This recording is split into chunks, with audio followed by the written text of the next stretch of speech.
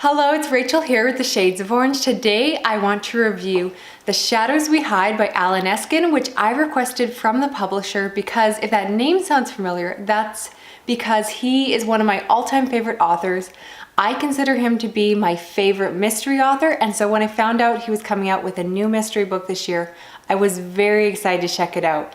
This is actually the follow-up to his debut novel, which is called The Life We Bury. I have talked about this book several times in several videos. I love it. It's one of my all-time favorite mysteries. And so this book follows the same group of characters.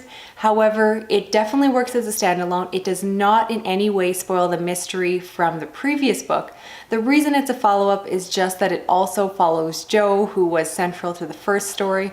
But you can start here if you want to. It won't spoil anything. Personally, I love all of Eskens' books, so I'd recommend reading this and then going back and reading all of his backlist, but that's just me. To talk a little bit more about this book, this follows Joe, who is now an investigative journalist for the Associated Press. At the beginning of the book, he gets in trouble because a news story that he wrote ended up getting him and the newspaper sued. And so he is dealing with the aftermath of that. And then he finds out that a man who shares his name and is possibly his father was murdered in another town in Minnesota. And so he goes off to investigate what happened to this man. And that is the central mystery to the story.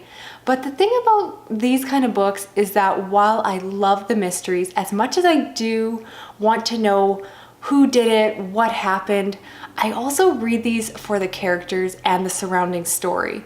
Just like in The Life We Bury, this book is very much about the character of Joe and his family situation. He is dealing with his strained relationship with his alcoholic mother as well. He is now the guardian to his brother Jeremy, who is autistic, and he is also trying to have a relationship with a young woman and just trying to be a normal 20-something and survive and have a life while dealing with some very adult situations. And I just really love spending time with the characters. As I said, it in no way spoils the events of the previous book, but I think that readers who love The Life We Bury will love this one just a little bit extra. I read this when I was in a bit of a reading slump and it pulled me right out. I found this book so immersive. I just flew through it, gulping up chapter after chapter.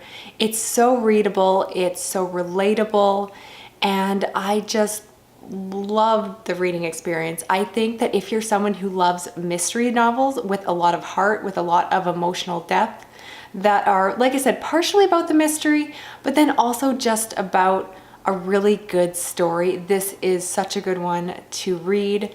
I've got to mention the mystery itself. I did not guess it, but I'm okay with that. I feel like it's a kind of mystery that you're kind of supposed to go along and piece it together at the same time as the characters, so I didn't feel like I was missing anything, but it was still well plotted, and I don't want to say more than that. So if you can't tell, I really did enjoy this book and would definitely recommend it to any fans of mysteries, particularly those who enjoy mysteries where the characters and their lives are very central to the plot.